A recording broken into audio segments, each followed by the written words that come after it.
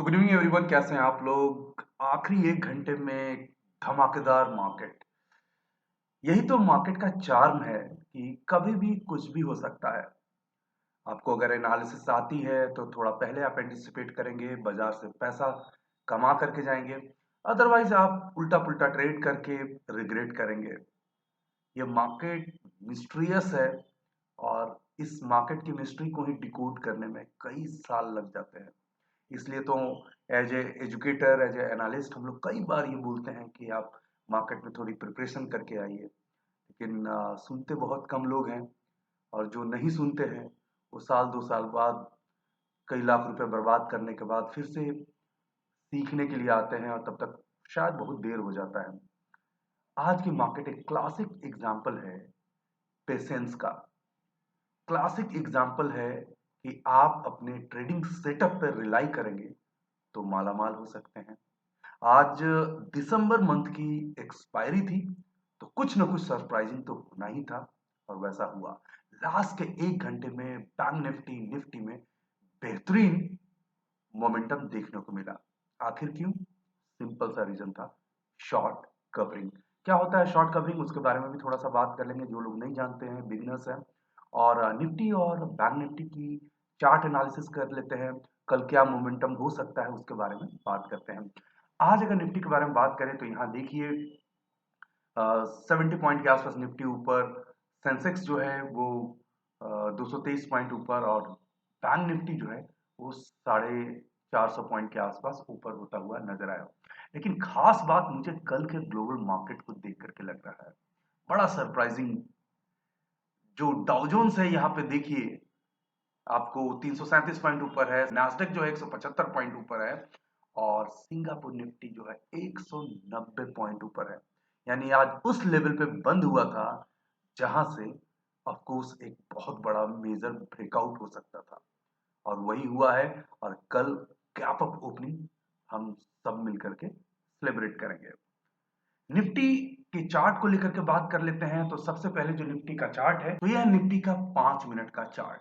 कुछ कुछ मैंने बाय डिफॉल्ट मूविंग एवरेजेस लगाए हैं, कई बार डिफरेंट लगाता हूं। एक्चुअल में बाजार की जो ओपनिंग आज रही थी, ग्लोबल मार्केट अच्छे नहीं थे तो यहाँ पे ओपनिंग हुई थी, गैप डाउन ओपनिंग हुई थी। उसके बाद और नीचे गया, और एक बार फियर भी आ गया कि 18,000 से नीचे क्या सस्टेन कर जाएगा। एक बार 18,000 पे कॉल राइटिंग ज्यादा नजर आ रही थी, तो एक फीलिंग आ रही थी कि कहीं 18,000 से नीचे तो नहीं सस्टेन कर जाएगा, लेकिन नीचे जाकर के रिजेक्ट किया। हमें बहुत अच्छे से इंतजार करना था। यहाँ पे एक असेंडिंग ट्रायंगल पैटर्न का ब्रेकआउट होते हुए नजर आया, तो एक फीलिंग आई कि बाजार में सब कुछ ठीक ठाक है। लेकिन मजा तो तब आया जब ये गैप को फिल करके इस लेवल को भी निफ्टी ने ब्रेक किया, और वो था 18,100 का। खास बात आपको ये बताऊंगा कि ऑप्शन चेन डेटा, ये तो अब डेटा बदल चुका, लेकिन 18,100 पे यहां पे करीब 1 करोड़ टोटल कॉल राइटिंग हुई पड़ी थी। और जैसे ही 18,100 मार्केट ने क्रॉस किया, निफ्टी ने क्रॉस किया, वो पूरे के पूरे कॉल राइटिंग जो है वो एट रिस्क हो गई, और वहां से शॉर्ट कवरिंग होना शुरू हो गया। शॉर्ट कवरिंग क्या होता है? शॉर्ट कवरिंग ये होता है कि जितने जो शॉर्ट की पोजीशंस होती है बाजार में, वो अगर अपनी पोजीशन को किसी पैनिक में वाइंड अप करने लगे, खत्म करने लगे, तो एक बाइंग नजर आती है। पहचानने का क्या तरीका होता है? पहचानने का तरीका यहाँ पे ऑप्शंस डेटा को देख करके ये होता है कि प्राइस तो बढ़ते जाएंगे, लेकिन जो ओआई है वो कम होते जाएगा। फिर से समझिए, प्राइस बढ़ते जाएगा और आपका जो ओपन इंटरेस्ट है वो कम होते जाएगा। और खास करके ये घटना तब जब बाजार बॉटम पे हो। तो नीचे में ये घटना जब शुरू होती है तो उसे हम बोलते हैं शॉर्ट कवरिंग। और चार्ट में भी आपको वो चीज प्राइस एक्शन नजर आएगा। तो देखिए, यहां से मैं काफी श्योर था कि बाजार आज 18,175 पे जा करके रुक जाएगी, क्योंकि एक रेजिस्टेंस लेवल भी था, लेकिन उसे भी क्रॉस करके यहाँ पे 18,200 पे जा करके रुका। इनफैक्ट 200 से थोड़ा ऊपर भी।